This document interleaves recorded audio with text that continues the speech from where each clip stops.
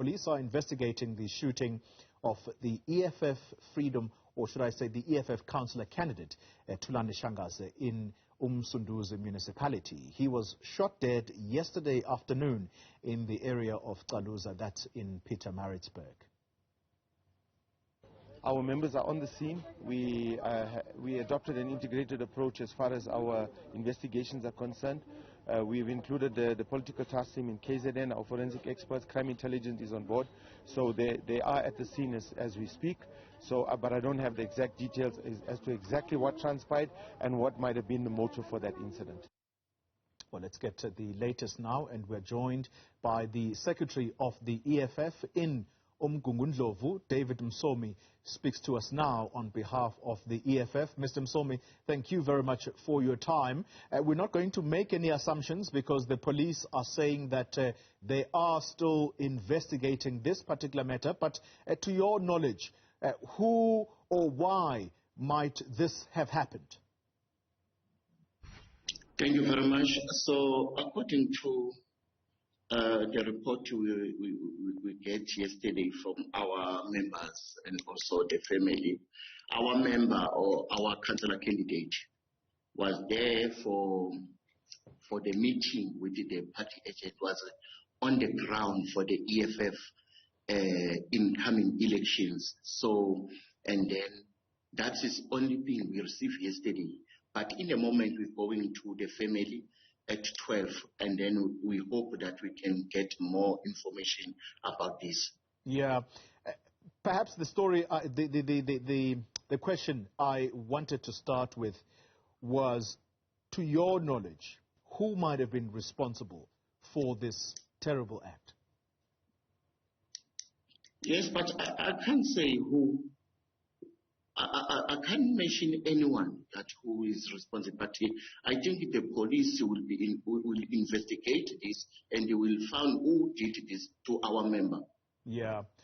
Well, let's try and paint a bit of context here, and we are not in any way trying to blame any political party. As we have said at the opening of this interview, that investigations are still underway and the motive for this incident is still being investigated. But what we saw, I think it was on voter registration weekend, if it wasn't the weekend after, we saw the EFF leader, Julius Malema, coming down to Umgungundlovu, that's in Pietermaritzburg, and he was blocked several times in the various areas that he was trying to access. And the people that were doing this, it's a fact, it was ANC people. That context, Mr. Msomi, in mind, would you have any or make any assumptions that this has to do with the political campaigns that are still ongoing? Yeah, I think it is because of the political campaigns. Other people, they don't want to see us on the ground. They don't want to see the EFF going to the wards. Because they know very well that they're going to lose the wards. So the EFF is going to win those wards because we're working hard, and the people on the ground, they are responding that they're going to vote for the EFF, they're going to vote out the ANC. And how would you describe the temperature right now, perhaps in the area of Msunduzi, but also KZN wide? How are temperatures there as we edge closer to November 1? Yeah, it's very painful in the moment, and it's aching. So everyone is shocked, and yeah, it's painful. We don't know what we can do actually, but let's hope the police will do the good thing and investigate this matter and come with the good result or the good report in arresting the people who did this to our member. Are you in touch with the family of the slain candidate, EFF councillor candidate, and how are they holding up at this time?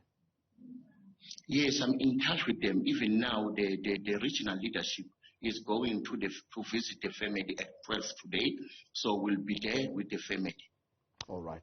David Msomi is the secretary of the EFF in the area of Umgungundlovu. This is in the Pietermaritzburg area, and this is where this incident is alleged to have taken place.